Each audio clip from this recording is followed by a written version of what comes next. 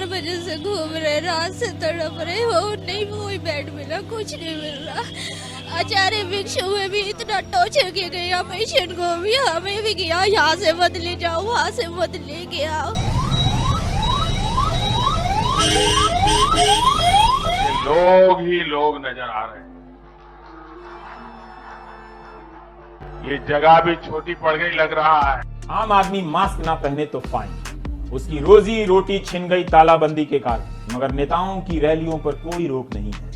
Media ने दिखाने के नाम पर सिर्फ औपचारिकता पूरी की है। ताल ठोके की शुरुआत कुछ तस्वीरों के साथ कर रहे हैं कि किस तरह से कोरोना का मजाक बनाकर रख दिया इन लोगों ने। नमस्कार दोस्तों, इंडिया में कोरोना वायरस के केसेस जो हैं वो हर दिन काफ़ी तेज़ी से बढ़ते जा रहे हैं, जहां पर हर दिन हमें 2.5 लाख से भी ज़्यादा केसेस देखने को मिल रहे हैं। और इसी के चलते इंडिया में जो कोरोना वायरस के एक्टिव केसेस का जो आंकड़ा है वो 20 लाख से भी ज़्यादा हो चुका है। इंडिया में पिछले 6 दिन में लगभग 10 लाख से भी ज़्यादा कोरोना वायरस केसेस हमें देखने को मिले। ये जो सेकंड वेव इंडिया में कोरोना वायरस की आई है, ये काफ़ी ज़्यादा डेडली और काफ़ी ज़्यादा तेज़ी से फैल रही है, जिसके चलते लगभग हर स्टेट में हमें लॉकडाउन जैसी सिचुएशन देखने को मिली है। जैसा कि पिछले साल हमें रिस्ट्रिक्शंस देखने को मिली थी, वही सब रिस्ट्रिक्शंस, वही सब लॉकडाउन जैसे सीन्स हमें फिर से हमारी कंट्री में डिफरेंट स्टेट्स में देखने को मिल रहे हैं, जिसके चलते लोगों में काफ़ी ज़्यादा पैनिक सिचुएशन जो है वो क्रिएट हो चुकी है। इसी के साथ साथ हॉस्पिटल्स में ऑक्सीजन की सप्लाई जो है वो धीरे धीरे कम होती जा रही है, आईसीयू बेड्स खत्म होते जा रहे हैं, और इसके साथ साथ जो हॉस्पिटल बेड्स है वो भी धीरे धीरे खत्म होने लग गए हैं, जिसके चलते ये जो कोरोना वायरस की सिचुएशन है वो काफ़ी ज़्यादा खतरनाक हमारी कंट्री में हो रही है। इसी के साथ साथ इवन जो क्रीमेशन ग्राउंड्स है, जहां पर लोगों के अंतिम संस्कार होते हैं, वहां पर भी जो स्पेस है वो फुल हो चुकी है। लोगों का जो अंतिम संस्कार है वो फुटपाथ पर किया जा रहा है। ये जो सारी सिचुएशन है कोरोना वायरस की, इस समय हमारी कंट्री में काफ़ी ज़्यादा खतरनाक हो चुकी है। और इसके साथ साथ जो सेकेंड वेव हमारी कंट्री में आई है वो काफ़ी ज़्यादा तेज़ी से फैल रही है और काफ़ी ज़्यादा डेडली है, जहाँ पर हर रोज़ 1000 से भी ज़्यादा डेथ्स हमें कोरोना वायरस के चलते देखने को मिल रही है, जिसके चलते लॉकडाउन हमारी कंट्री में फिर से वैसी सिचुएशन क्रिएट हो चुकी है। लेकिन इस सब के बीच मेन क्वेश्चन जो हमारे सामने आता है कि इंडिया में जो सेकेंड वेव आई है वो इतनी तेज़ी से क्यों फैलने लग गई, कौन से ऐसे कारण थे जिसके चलते सेकेंड वेव हमारी कंट्री में इतनी ज़्यादा डेडली हो चुकी है। तो 1 महीने में ऐसी कौन सी सिचुएशन क्रिएट हुई, कौन से ऐसे कारण बने जिसके चलते कोरोना वायरस की सिचुएशन आउट ऑफ कंट्रोल हो चुकी है, जिसके चलते लॉकडाउन हमारी कंट्री को फिर से देखने को मिल रहा है। कौन से ऐसे कारण हैं, उन सब के बारे में आज की वीडियो में हम डिस्कस करेंगे। और इसके साथ साथ हम ये भी देखेंगे कि हमारी कंट्री में जो इस समय कोरोना वायरस की सिचुएशन है वो कैसी बनी हुई है, डिफरेंट स्टेट्स में क्या है, इस सब के बारे में डिस्कस करेंगे और सॉल्यूशंस के बारे में भी हम डिस्कस करेंगे। लेकिन वीडियो शुरू करने से पहले मैं चाहता हूं आप कमेंट सेक्शन में बताएं, क्या आपको लगता है कि जो लॉकडाउन हमारी कंट्री में फिर से लगाया जा रहा है वो एक सक्सेसफुल मेथड है, लॉकडाउन से हमारी कंट्री में केसेस कम होंगे? आपकी क्या इस चीज को लेकर राय है, कमेंट सेक्शन में बताइए।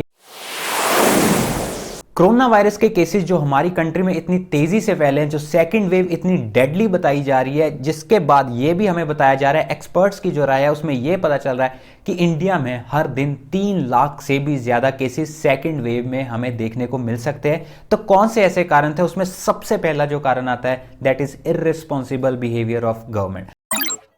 हमारी सरकार ने पिछले कुछ समय में, जब से वैक्सीन आया है, उस समय सरकार को यह लगने लग गया था कि जो कोरोना वायरस की सिचुएशन है वो हमारी कंट्री में धीरे धीरे खत्म हो जाएगी। सरकार को यह लगने लग गया था कि कोरोना वायरस अब हमारी कंट्री से निकलने लग गया, क्योंकि जो डेली केसेस थे वो काफ़ी तेज़ी से कम होते जा रहे थे। इंडिया की इकॉनमी को खोला गया, और वहीं सरकार जो थी वो इस चीज़ में काफ़ी ज़्यादा स्ट्रिक्टनेस नहीं दिखा रही थी कि कोरोना वायरस को कैसे हैंडल करना है। कोई भी चालान्स नहीं काटे जा रहे। जैसे पिछले साल हमें मास्क और सैनिटाइज़र के यूज़ की बात की जा रही थी, लेकिन इस वक्त जब इंडिया में कोरोना वायरस के केसेस कम हो रहे थे, उस समय सरकार की तरफ से हमें बहुत इर्रेस्पॉन्सिबल बिहेवियर देखने को मिला, जहां पर सरकार को पता था कि जो कोरोना वायरस से ख़त्म नहीं हुआ, लेकिन सरकार ने बड़ी बड़ी रैलीज की, डिफरेंट पार्टीज़ ने ऐसा बिहेवियर दिखाया जैसे कोरोना वायरस नाम की कोई चीज़ ही हमारी कंट्री में नहीं होती। इवन आज के समय में भी अगर हम बात करें तो वेस्ट बंगाल में इलेक्शन सीजन चल रहा है, उसके तहत जब हमारी कंट्री में 1 लाख से ज़्यादा केसेस आ रहे थे,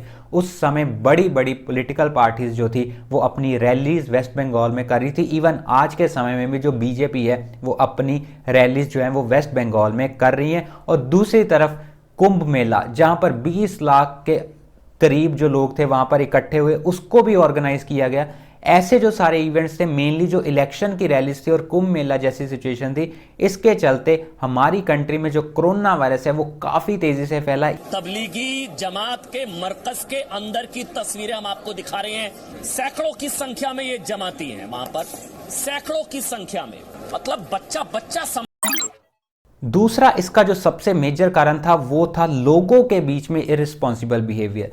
हमारे जो नागरिक थे, हमारे जो सिटीजन्स थे, उनको ये लगने लग गया था कि कोरोना वायरस हमारी कंट्री से जा चुका है। जब से वैक्सीन की बात हो रही थी तो पूरा जो फोकस था सरकार का और लोगों का वो वैक्सीन पर ही था। हालांकि हमारी कंट्री में आज के समय में बहुत कम वैक्सीनेशन हो रही है, लेकिन जो लोग थे उन्होंने मास्क पहनना छोड़ दिया, सैनिटाइजर का इस्तेमाल करना छोड़ दिया, इवन सोशल डिस्टेंसिंग का तो पालन ही नहीं हो रहा था। जहां पर हमें फेस्टिवल सीजन में इतने बड़े बड़े इवेंट्स देखने को मिले, जो लोगों के बीच में कोरोना वायरस को लेकर एक समय में डर था, मास्क का इस्तेमाल कर रहे थे, सोशल डिस्टेंसिंग का पालन कर रहे थे, लेकिन ये सारी चीजें हमें बिल्कुल भी देखने को नहीं मिली पिछले कुछ महीनों में। तीसरा सबसे इंपॉर्टेंट कारण आता है, और जो मेरी राय में सबसे इंपॉर्टेंट कारण बना इस सेकेंड वेव ऑफ कोविड का, वो था डिफरेंट स्ट्रेन्स। आज के समय में हमारी कंट्री में डिफरेंट स्ट्रेन्स देखने को मिल रहे हैं, जहां पर यूके स्ट्रेन है, इसके साथ साथ जो साउथ अफ्रीका स्ट्रेन है, और इस सब के बीच में हमारी कंट्री का होम ग्रोन एक स्ट्रेन है, दैट इज डबल म्यूटेशन। हमारी कंट्री में आज के समय डिफरेंट स्ट्रेन्स ऑफ वायरस है, जो हम बोल सकते हैं जो कोविड है, कोरोना वायरस है, उसने अपना रूप चेंज कर लिया, जिसके चलते ये जो केसेस है इतनी तेजी से बढ़े। स्पेशली यहाँ पर अगर मैं आपको एग्जांपल देना चाहूँ पंजाब की, पंजाब में जो केसेस है वो काफ़ी तेज़ी से बढ़ रहे हैं। और जब इसका सैंपल का सर्वे किया गया तो उसमें पता चला इंडिया जो पंजाब है उसमें मोस्ट ऑफ द केसेस जो है वो यूके स्ट्रेन के केसेस है, जो काफ़ी तेज़ी से फैलता है और काफ़ी ज़्यादा डेडली है। और ये जो यूके स्ट्रेन है मोस्टली यंग पॉपुलेशन और जो बच्चों को इम्पेक्ट करता है। तो इस सब के बीच में इंडिया में ये जो डिफरेंट स्ट्रेन्स आए, इन्होंने काफ़ी ज़्यादा इम्पैक्ट किया हमारी कंट्री को, काफ़ी तेज़ी से फैलने लग गए, जहां पर सरकार को तैयारी करने का मौका ही नहीं मिला। सबकी जान को खतरे में डालने वाली तस्वीरें हैं ये, पूरे हिंदुस्तान की संकल्प शक्ति पर बट्टा लगाने वाली तस्वीरें हैं ये।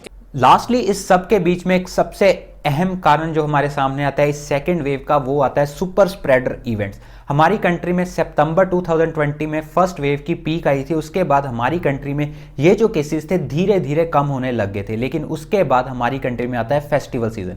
फेस्टिवल सीजन में हमें काफ़ी ज़्यादा भीड़ देखने को मिली, जो सोशल डिस्टेंसिंग थी उसको काफ़ी ज़्यादा वायलेट किया गया।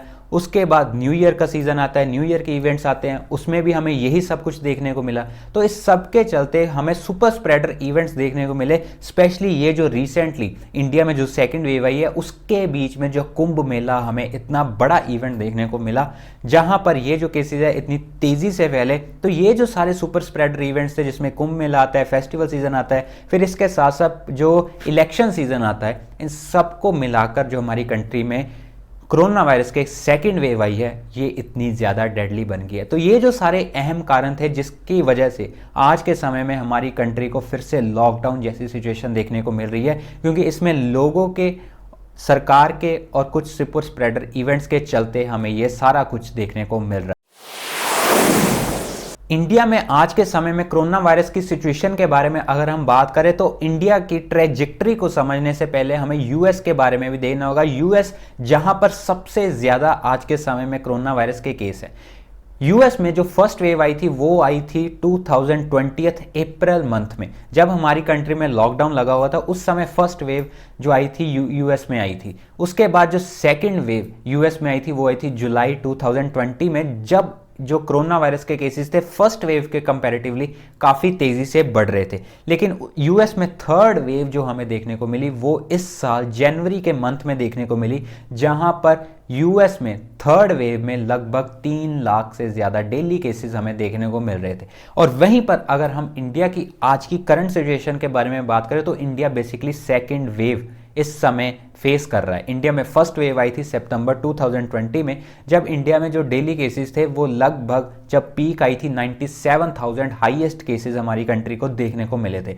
आज के बारे में अगर हम बात करें, सेकेंड वेव के बारे में अगर हम बात करें, तो इंडिया में जो डेली केसेस हैं वो हर रोज़ 2.5 लाख से भी ज़्यादा देखने को मिल रहे हैं, जिसके चलते आज के समय में हमारी कंट्री का हेल्थ इंफ्रास्ट्रक्चर जो है वो एक तरह से कोलैप्स हो रहा है। दिल्ली की अगर हम बात करें, दिल्ली में लॉकडाउन 6 दिन का लॉकडाउन लगा दिया गया है। वहीं पर अगर हम महाराष्ट्र के बारे में बात करें तो 15 डेज का लॉकडाउन वहां पे लगा हुआ है। राजस्थान में मई 3 तक लॉकडाउन लगा हुआ है। आज के समय में पंजाब की अगर हम बात करें तो पंजाब में भी लॉकडाउन जैसी रिस्ट्रिक्शंस लगा दी गई हैं। डिफरेंट स्टेट्स में हमें लॉकडाउन जैसी रिस्ट्रिक्शंस फिर से देखने को मिल रही है, क्योंकि जो हेल्थ इंफ्रास्ट्रक्चर हमारी कंट्री का है वो धीरे धीरे कोलैप्स करने लग गया है। हमारी कंट्री में ऑक्सीजन जो है उसकी सप्लाई पूरी नहीं है।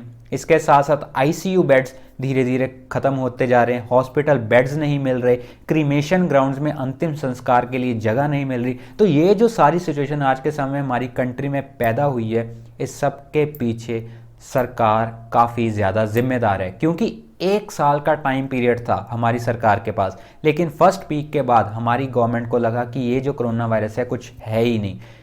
जब 1 साल का जो पीएम केयर्स फंड का पैसा था उससे वेंटिलेटर्स खरीदने चाहिए थे, आईसीयू बेड्स और बढ़ाने चाहिए थे, हॉस्पिटल्स की कैपेसिटी बढ़ानी चाहिए थी, लेकिन सरकार ने इस सब को इग्नोर किया।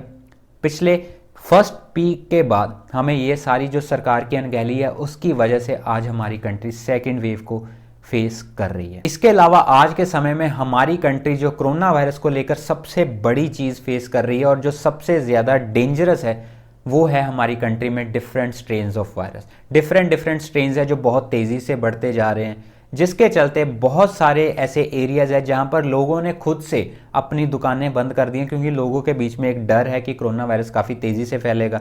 इसके साथ साथ हमारी कंट्री में जो होम ग्रोन, हमारी कंट्री से जो एक हम बोल सकते हैं स्ट्रेन पैदा हुआ है, होम ग्रोन वायरस का एक स्ट्रेन पैदा हुआ है, वो भी बहुत ज़्यादा खतरनाक है, क्योंकि उससे हमारा जो इस समय सक्सेसफुल टेस्ट है दैट इज़ RT-PCR टेस्ट, जो सरकार जिसको काफ़ी ज़्यादा अच्छा मानती है, वो भी इसमें फेल होता नज़र आ रहा है, क्योंकि लोगों के बीच में कोविड के सिम्टम्स तो है लेकिन RT-PCR टेस्ट में वो सिम्टम्स आ नहीं रहे। जो कोविड की रिपोर्ट है वो नेगेटिव आ रही है, उसके बाद जब डॉक्टर CT स्कैन करते हैं उसमें पता चलता है कि कोरोना वायरस ने लंग्स को डैमेज कर दिया, ऑक्सीजन जो है वो पूरी नहीं मिल रही। तो ये जो डिफरेंट स्ट्रेन्स हमारी कंट्री में इस समय है काफ़ी ज़्यादा डेडली है, क्योंकि हमें जो कोरोना का RT-PCR टेस्ट है उसमें भी पता नहीं चल रहा, 2 या 3 बार लोगों को टेस्ट करवाना पड़ता है, उसके बाद उनकी जो रिपोर्ट है वो पॉजिटिव आती है।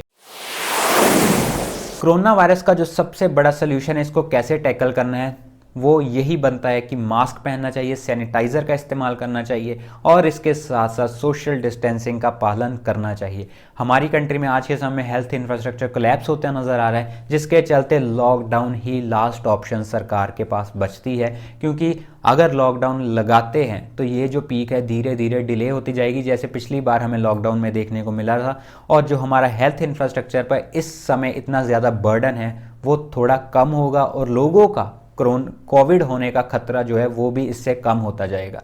तो मैं आप सब लोगों को यही राय देना चाहता हूँ कि अगर आपको कोई ज़रूरी काम नहीं है तो आप बाहर मत जाइए, क्योंकि कोविड जो है वो इस समय कम्युनिटी स्प्रेड हमारी कंट्री में हो चुका है। आपको किसी से भी हो सकता है, आपको पता भी नहीं चलेगा कि आपको कहाँ से कोविड हो चुका है। तो मेरी राय आप सबके लिए यही है कि जितना ज़्यादा कम हो सकता है उतना ज़्यादा कम घर से निकलिए, क्योंकि पिछले साल के कंपैरेटिवली इस साल कोविड जो है वो बहुत ज़्यादा खतरनाक है। तो दोस्तों, अगर ये मेरी वीडियो आपको इन्फॉर्मेटिव लगी है, इसको लाइक करना मत भूलिए, शेयर कर दीजिए अगर आपको कुछ इन्फॉर्मेशन यहाँ से मिली है और आप चाहते हैं कि आप किसी दूसरे को ये इन्फॉर्मेशन प्रोवाइड कर सके, शेयर ज़रूर कीजिए और मेरी वीडियोस देखने के लिए इस चैनल को सब्सक्राइब ज़रूर कर लीजिए। तो चलिए दोस्तों, हम मिलते हैं अगली बार। बहुत बहुत धन्यवाद।